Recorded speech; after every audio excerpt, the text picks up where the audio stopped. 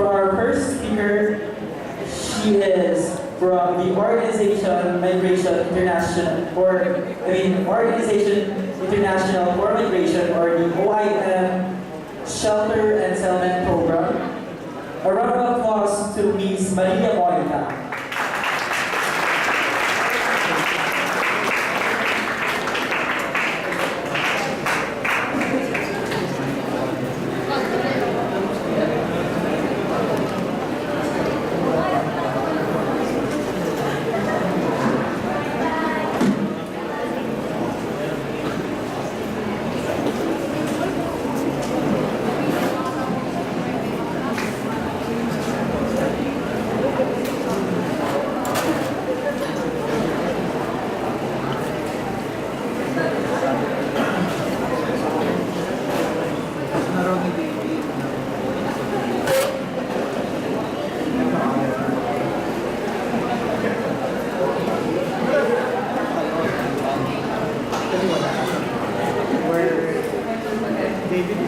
Can I start? Hello, good afternoon. My name is Maria Moita. I'm a Portuguese architect. I started working with a very famous architect in Portugal, but maybe some of you know who is Alvarez. That's a building designed by him that I worked with him. Then I worked in a project to build schools in a developing country, and today I do shelter. I was invited to talk here about my experience, as I think, as an architect working on shelter. And if you notice, I will always be talking about shelter, and we can talk about that after.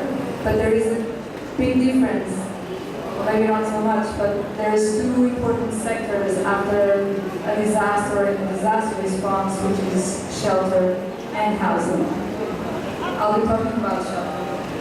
And I'll be talking about this topic on the perspective of an architect and a manager of a program for an international organization.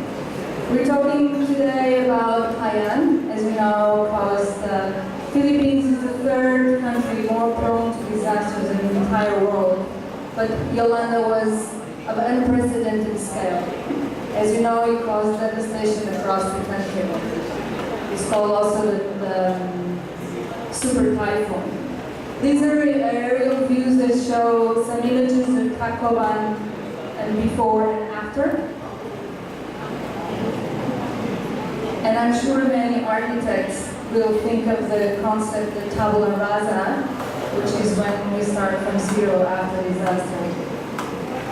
And this is, of course, what comes to your mind when you see these images. So Yolanda caused the destruction of 1.1 million houses, damaged and destroyed. So that means that there are various levels of destruction. This picture was taken 2 or 3 weeks after Haiyan, and also shows how fast people start rebuilding on their own.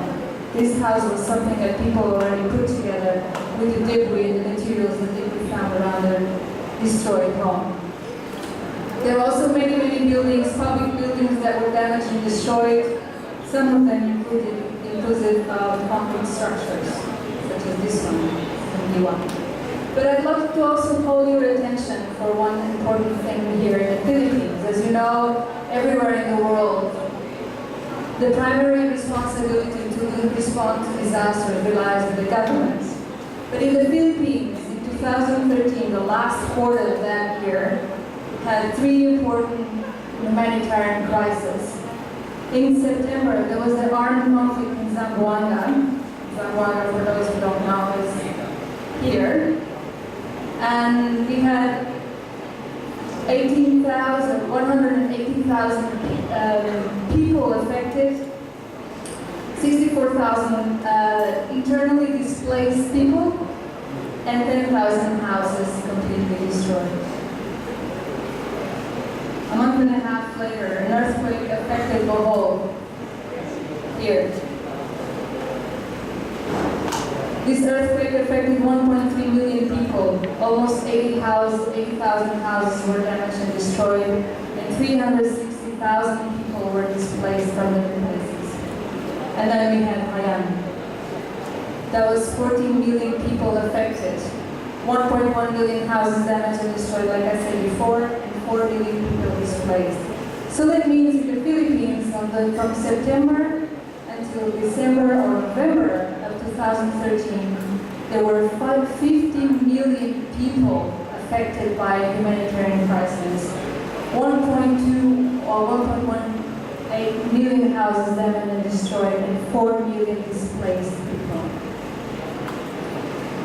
In an event of such scale, of such a disaster, often governments have to analyze what is their capacity to assist the affected population, and if they can do it on their own or if they need international assistance.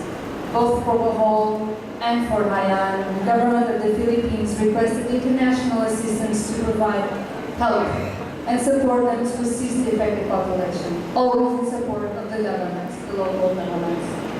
It was agreed right in the beginning that in view of the scale of the disaster, the government committed to assist 1,600,000 households, which is more or less the same as families, whereas the international community would look after the needs of 500,000 households.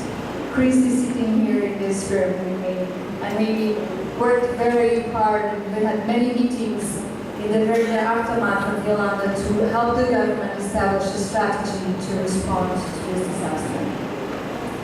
The first key consideration, and this is not new, and it was very interesting to hear the same thing about housing, how housing is a process. We also look at shelter as a process. It's something that needs to cover or span the needs from relief or life-saving phase to something that is more recovery or a step into reconstruction. This is a phase that is immediately after the disaster. Again, when you think of all this number of people that were homeless, they had nothing to be sheltered in. They were exposed to the elements, they had no privacy, they had nothing to be protected from. So that's the first priority, and that's what concerns us for the first 3 to 6 months. So in terms of shelter, that has 2 primary forms, and we call it the emergency shelter. There's distributions of tarpaulins or plastic sheeting, high quality plastic sheeting that lasts at least 6 months under intense sun. We also distribute fixing and sun tools for families to be able to use those plastic sheetings. Non-food items. When people lose the house, sometimes we forget they lose everything that's in that house. So we call them the non-food items or NFIs, and that's blankets, beddings, kitchen sets, hygiene kits. That includes the most basic items such as toothbrushes, toilet paper, etc. And the one thing that we need to consider again in the disaster like Haiyan and the scale of the territory that was affected is how do you get all the people you need. This picture shows the distribution that was taken by program. And then we have the displaced families that can be displaced in formal camps like this one, where tents are set up in an orderly manner in line with international guidelines, and something that is very familiar to us that are the sphere standards, which ensure that the international community is all working under the same guidelines and provide a standardized response. But then we also have the urban displacement. This is here in Tacloban, that's the Astrodome. I don't know if you saw it. Of course, all of you know very well Astrodome, and if you are here, you probably relate to this and how this building was full of people for a few months after Haiyan. So full that right after the disaster, one of the things that we need to do is start decongesting the buildings and starting improving the living conditions to a bit of a longer displacement rather than those evacuation days. You were mentioning before, Dean, that guidelines are needed. This is something that there's a lot of work done, and there are lots of guidelines that guide us how to do not only evacuation, but the management of the displaced population, who, like you very well said, will need a lot more than shelter. We need water, sanitation, protection, healthcare, education for the children that cannot go to school while the schools are destroyed, etc. So all of that has to be considered when we're doing a humanitarian response in urban displacements and not only urban. And then at the same time that we need to be doing this, we need to start thinking, what is the recovery? What is the recovery process? What is reconstruction going to be about? We need to start thinking how we can use the opportunity to work and support the populations that are already moving, like we already said, and how can we tap into that process and ensure that we can do something to improve the resilience to future disasters. So this is one of the dilemmas that we need to consider when we're preparing a strategy for a disaster response, the scale of the needs and the resources that are available. Let's play a little bit with the numbers. Looking at the numbers that we had before, I told you that the international community alone, and I'm not talking about the government, have 500,000 houses to assist. And I'm saying assist, I'm not even saying rebuild, but if we say rebuild, let's say that we say we will need $5,000, which is not a lot, as you know, to build a house. Not a lot at all. That means that we would have needed $2.5 billion. There's never a disaster response that has mobilized that sort of funding for the shelter period and for the international community side. So we knew that that was not going to be possible. We would never mobilize that amount of money.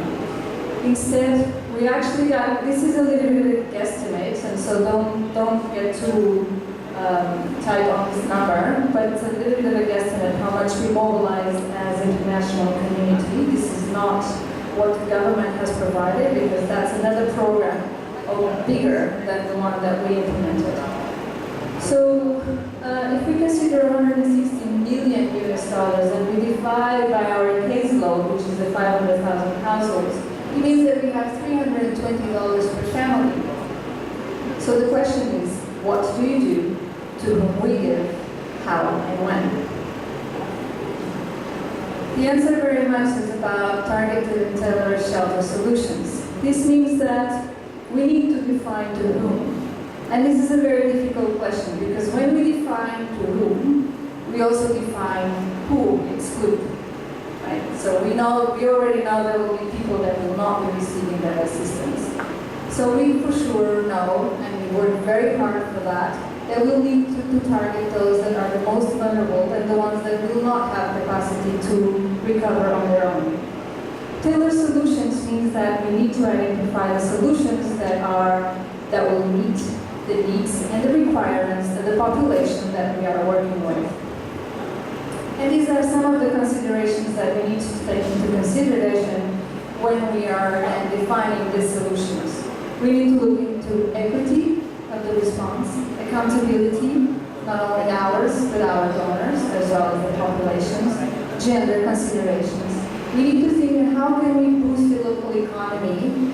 How can we tap into livelihoods and generate livelihood opportunities with the reconstruction or the sheltering process? How can we use again this opportunity to inject cash into the community, which is vital to support the recovery efforts?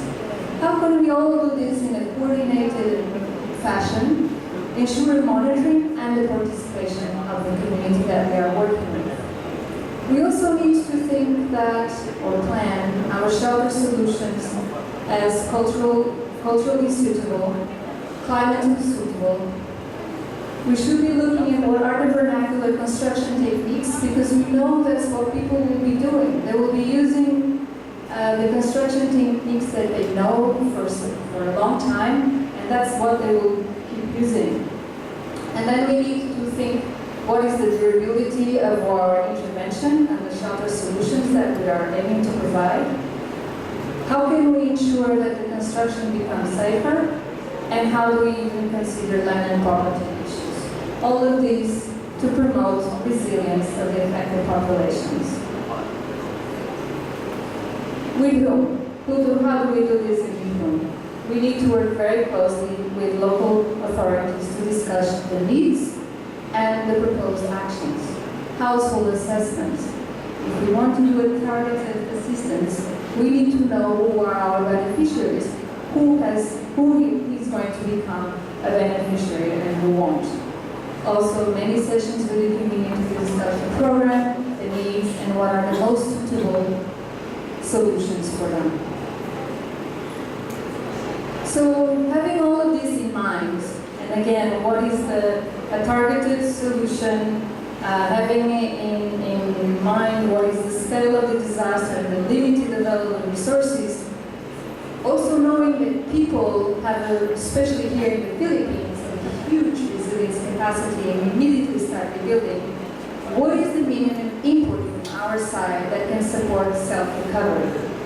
And this is when, together with other shelter agencies, led by the shelter cluster, we all defined something that was the recovery shelter package, costed around $350. It comprised roofing kits, if you want to call it like that. It was CGI, tools, fixing tools. It included lumber, and I'll explain a little more of that, and technical trainings. This has been a very important component of all shelter programs after the Haiyan disaster. I think it was a very good success, but I'll tell you more about that in a bit ahead. So this is the pictures of the distributions of the construction materials and tools that happen everywhere around the country. And the debris to shelter that I was telling you about. This is after Haiyan. Nature also suffered a huge impact. 44 million coconut trees were affected. This doesn't mean that they're all fallen, but many of them were not viable after the sewer typhoon. One of the things that we worked on was how can we use the opportunity of this lumber that is actually traditionally used for construction in this part of the country. How can we reutilize these fallen coconut trees into the shelter construction? So we start doing building operations in some of the places, and we also boosted the local market because we only bought lumber to local market. We bought something like 10 million board feet of lumber in local market. That meant that many of the small vendors that used to sell cocoa lumber actually saw an increase of their activity with our project. As I mentioned before, one of the components was the technical trainings on safer construction practices that targeted households. So we're not talking about trainings targeting skilled labor. We're talking about all the people, the families that would be involved in reconstructing their houses with some of the materials that we gave them. One of the things that was very interesting in the Haiyan response, and again, Chris was part of this process with us, was all shelter agencies worked together to define what would be the key messages that all of us should be working and advocating for, so that the families would have a guide that they all would use, and we would be improving the normal construction techniques. So this is the summary poster, and then there was one poster with detailed information for each one of these messages. Being the first one, build strong foundations. The second one, tie down from bottom up. 3, brace against the storm. 4, use strong joints. 5, a good house needs a good roof. 6, sit your house safely. This is about location. 7, a simple shape will keep you safe. And 8, be prepared. Be prepared for the next disaster. So the trainings include non-skilled labor, like I said, and also women. Thousands of people in the Philippines were trained, but I mean, literally the 100,000 people or more were trained on these messages. Like I said, these previous activities were heavily focused on those that can recover on their own. But we also know there are families that cannot recover on their own. So what is the type of support that we envisage for them? So we designed something like you've seen yesterday, what we call the transitional shelters, which cost around $1,800. This is very much based on traditional construction in the Philippines. It's wooden houses with amakan walls, and it includes all the features defined in the poster before about safe construction. Is there some of our beneficiaries? Where? Most of the people were able to and needed to build a shelter in the place where they would be far from disaster. And that's what we call the place of origin. But there were many others that had to be relocated, and I believe what you saw yesterday was a relocation site. This was because one of the things that the government of the Philippines had to deal with, and it was a very, very difficult decision, was how can we promote safer locations when we are a country of islands? Millions of people live on the coastal areas, and we also need to make sure that we put our population in a safer area. That's why the no-go zones were created as a disaster risk reduction measure. But it also meant that almost like, I don't remember, it was maybe 9 million people would have to be relocated. This number is not, it was a lot. It was a ridiculous number of people. 500,000 people would have to be, no, that was much. Another discussion. It meant that it would have been a huge operation, highly costly, with many implications, because one of the things that the first question is, okay, relocation to where?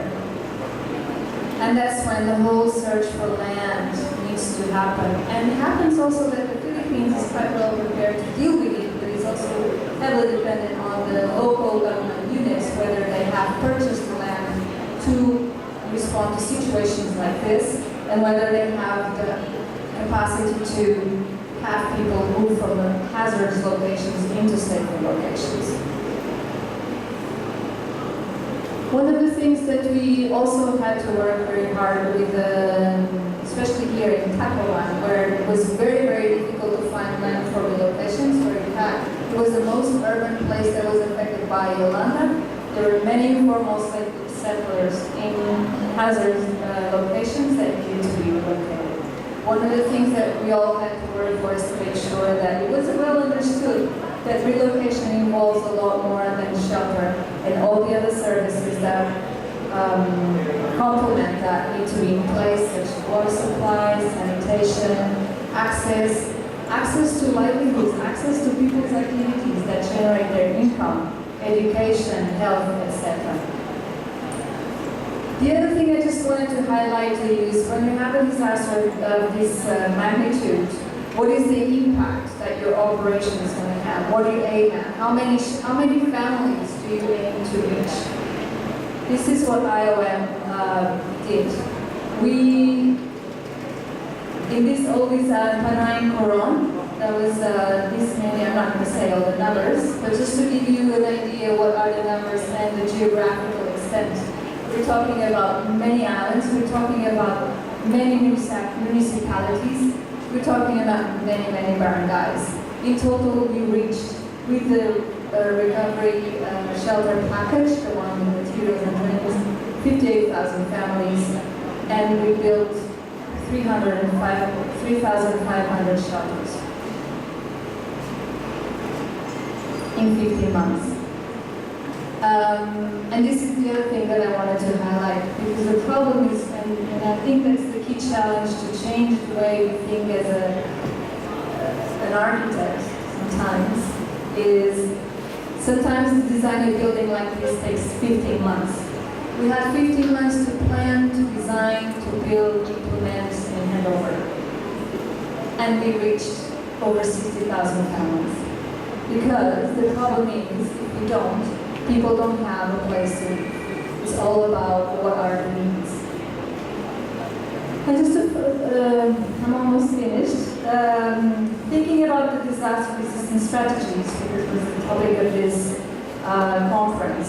As we said before, we know that most of the shelters will be built, or the houses will be built by the people themselves. So if we train them, we hope that they will have a safer place to stay, but we also know that a timber house has a limited resistance and will not resist another Miami. So evacuation centers, which is something that the Philippines has quite pioneering role, because it's something that the government has been working for quite some time. But we looked into it and say, well, how can we develop a model of the evacuation center? And as a model, meaning that it doesn't start with a place. We didn't have a site. So as such, it's quite an abstract exercise to do.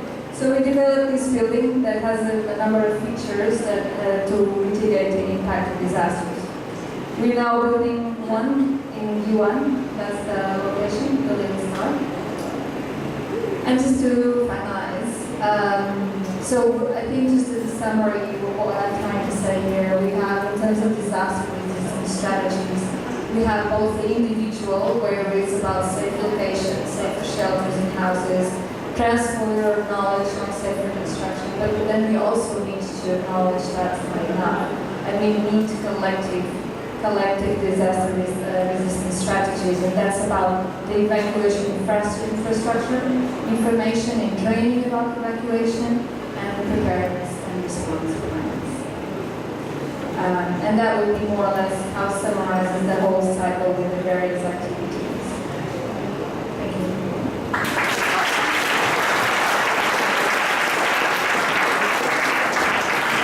Thank you so much, Architect Maria Moita from OIM Shelter and Resettlement Program.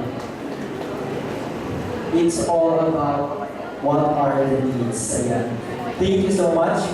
Our next speaker is from the Japanese International Corporation Agency, or JICA. We may call on Mr. Yasuki Yumura. Here. Okay, so we will just proceed to Mr. Christopher E. Rolio from UN Habitat. A round of applause, please.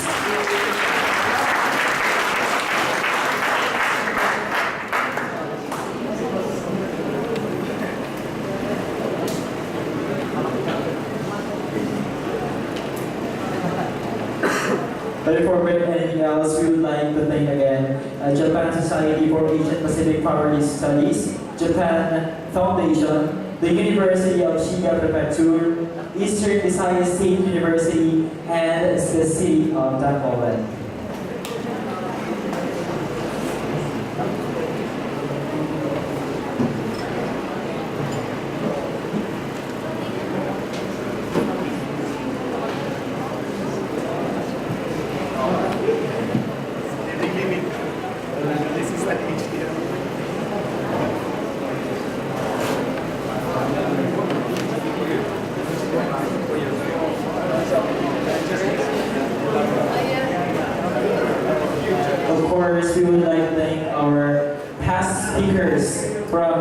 The session 1 entitled Vision for Reconstruction Planning. We have Professor Ubaura Michio, Dean Joseph Michael Espina, Katsuji Imada, Architect Danilo Ventevella, Mr. Kate Minahora, and of course from the second session, Housing and Community Rehabilitation, we have Mr. Tadashi Saito, Architect Andres Guzman, Professor Yasushi Takuichi, Professor Ryuichi Ajizawa, Professor Shuji Funo, and of course our moderators for the discussion panel session, we have Mr. Professor Juan Ramon Jimenez and Mr. Jesus Alberto Bonillo.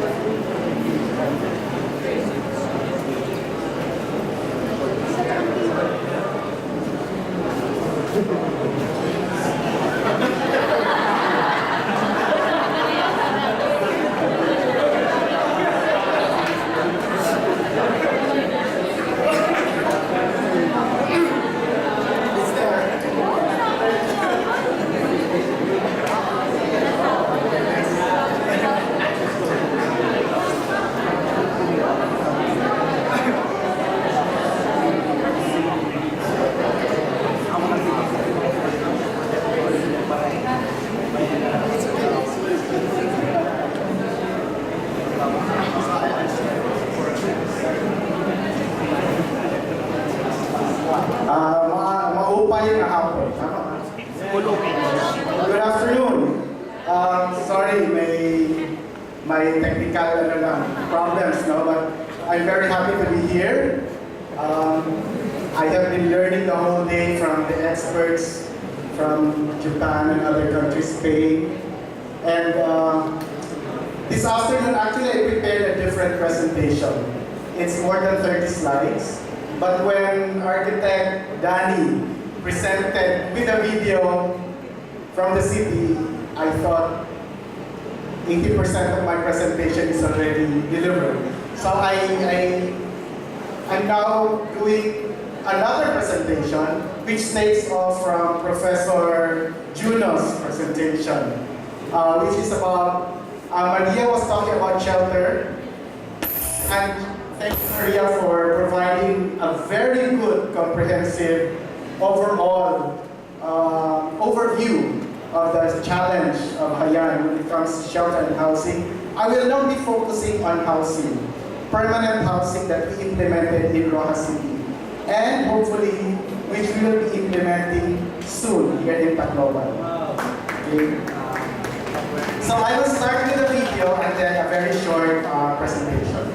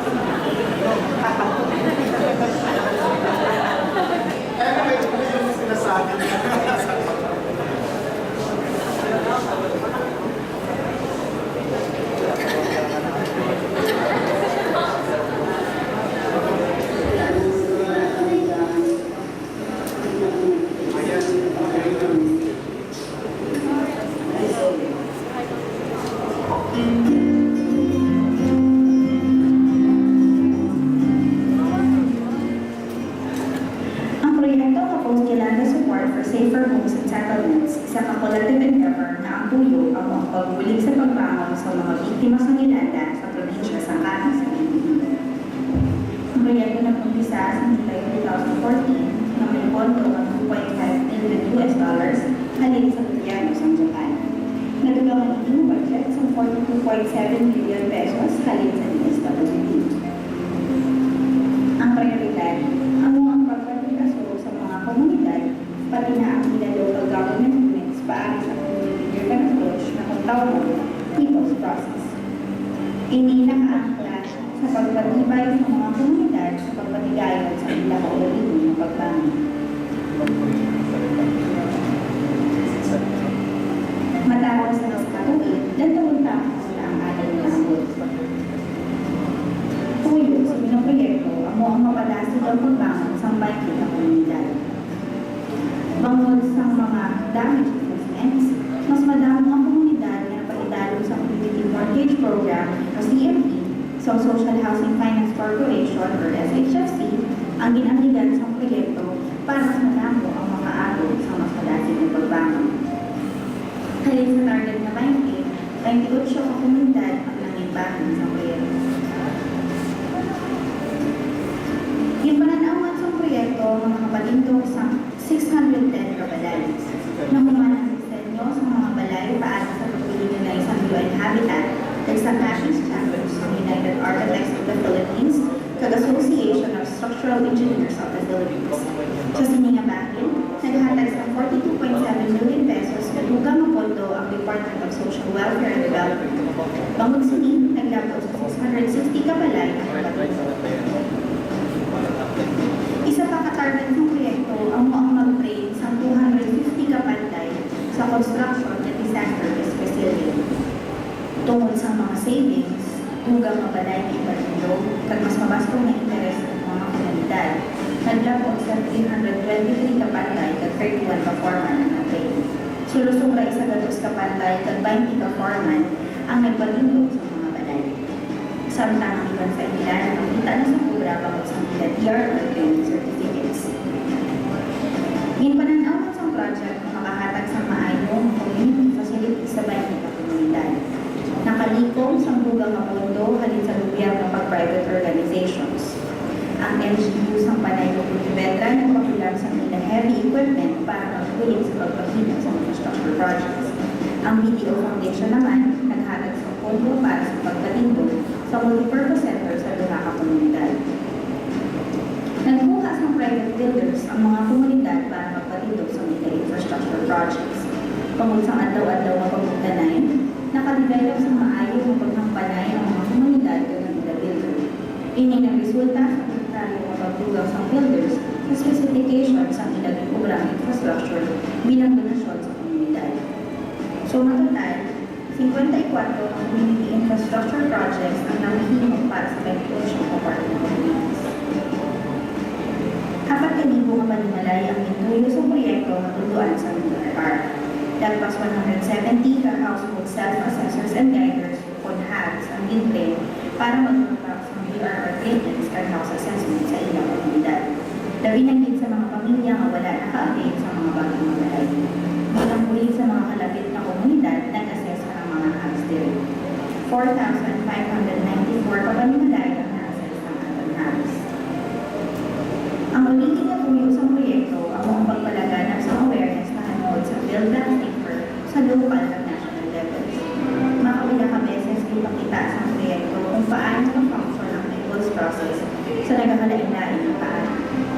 Halin sa pagpanakot sa mga komunidad at pag-train sa ila sa eksakto na pagpadalagan sa construction at pag-budget, hasta sa pagtutra sa mga information sharing summits na hanod sa community-driven shelter at livelihood upod ang nagkakalain-lain ni LGU, pati na ang pag-coordinate sa dito.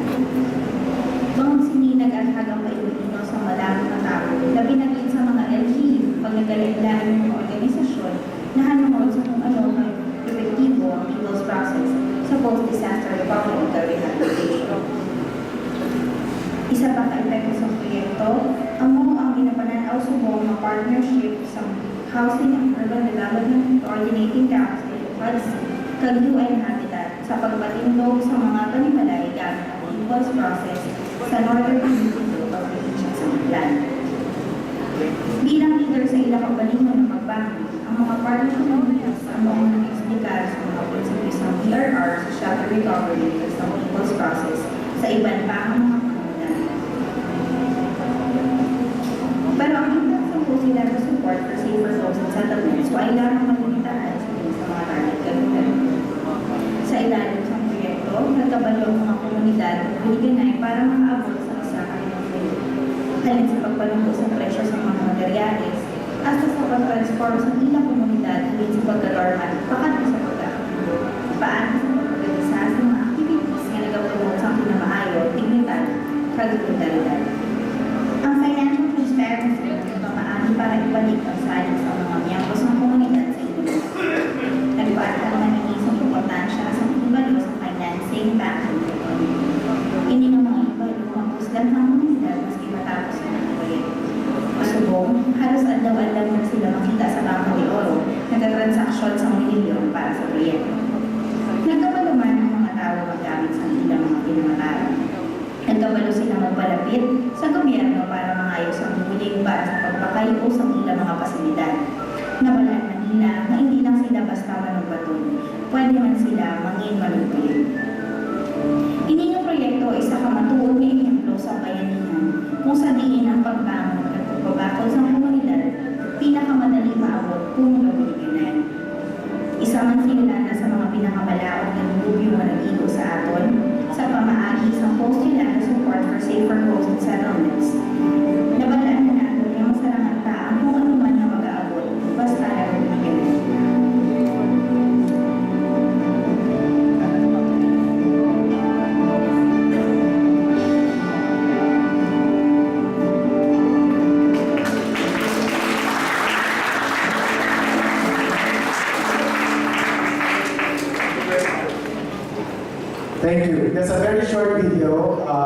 This is more or less actually a project accomplishment video. We're coming up with another one that talks about the project itself, no? I'm not recording.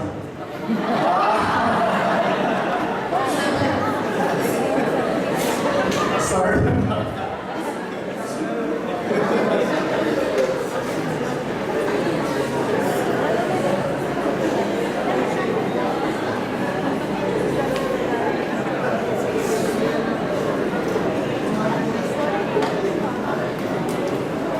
Nawawala tuloy. Kala ka pa naman serious na ako, no?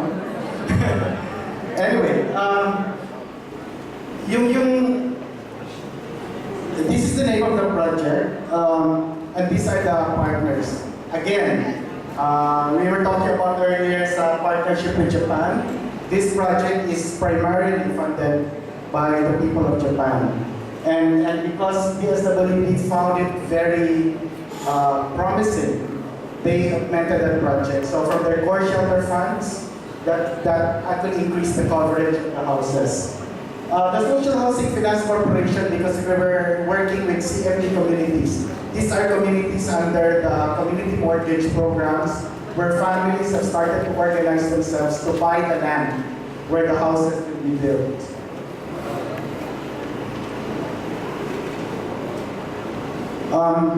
The people's process is a UN Habitat process, and this has been applied all over, no? Primarily in the Asia-Pacific region. So we did, in the Indian Ocean tsunami, we were able to build this number of houses, 12,500 houses.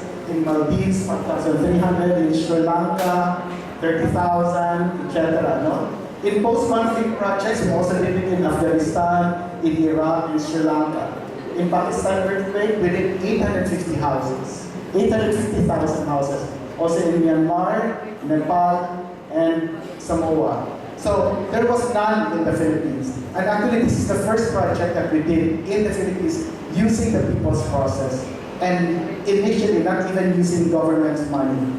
I think what is very peculiar about the situation in the Philippines is that permanent housing is a very sticky issue when it comes to disaster housing. Because permanent housing is not, well, based on government policies, it cannot be given as grants to private owners. You know, it cannot be a government investment on private land. So, and then there are certain policies like recoverability policies, because the National Housing Authority is not a grant-giving institution.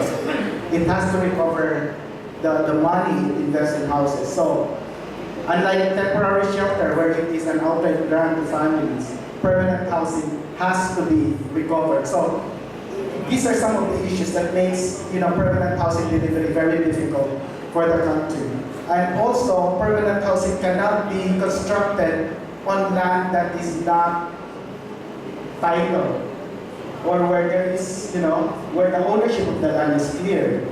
You can do that in temporary shelter because it's temporary. But for permanent shelter, the requirement is for the land titles to be clean. But we know in the Philippines that most of the titles are tax declarations, are not properly titled. So that also lengthens the process of providing permanent shelter. Why the people's process? Because the people's process is cheaper. And we have experienced this in the project. Most, if not all, of the permanent housing projects in the Philippines are done through contractors or developers. And because these are private, these are private developers, these are private enterprises, of course they need to have profits. But the people's process, we do away with the contractor's profit. We go straight to the community. In fact, the money is downloaded straight to the community.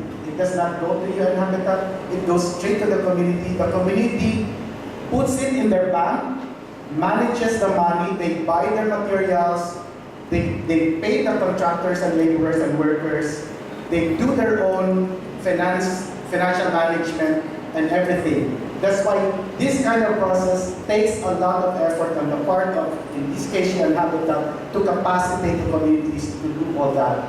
Because they were not used to do that. And of course, because we download the money straight to the communities, cash goes straight into the local economy. Many of the, for example, if you look at the contractors in Yolanda, many of these are actually Manila-based contractors. No? The bidding happens in Manila, and then they come to Tacloban, they come to Rojas, and to other places to construct. But they spend minimum, and then the rest of the resources are actually taken out of the local economy. It's faster in construction because one of the process involves on day one, the family already knows that that is their house being constructed. Families do not go to the house after it is constructed. On day one, before the first shovel is put to the ground, families know that it is their house. So from day one, they camp beside their house, and they monitor whether the worker reports on time and whether the worker, gets more than the required break. And in fact, they save money so that they can give workers cold water so they can work better. Things like that. They buy monies and to give to the workers bread or extra food. And then they help in the construction. I was there one time in November and I saw a mother really doing the shoveling. And I said, "Why are you doing that on a Sunday?" And he said, "I want to spend my Christmas in that house." So they have that kind of ownership, even when the house is being constructed. And that makes it faster. It shortens. The only reason why it gets to 21 days is because of the curing of cement and other materials. But otherwise, all the other processes in construction is shorter. So you can see here, the mother is camping out outside of the house. Here, the name of the family is already posted on the house undergoing construction. It is transparent and accountable to the community. When these homeowners association, they're used to having 10,000 pesos in their bank accounts. That's where they collect from their members so that they can pay under the community mortgage program. And then suddenly, because of the project, 10 million is downloaded to their accounts. It makes me nervous, but it also heightens the community's sense that they have to be accountable to that money, and all eyes are on the officers and on the account. So there was very, very strong, vigilance in the community. It's better in quality, I said, because, the part of the training that we do, we train the mothers and the community members to inspect the materials. What kind of nails will have to be used, the thickness of the roofing, how many board feet, etc. And how the construction should be done.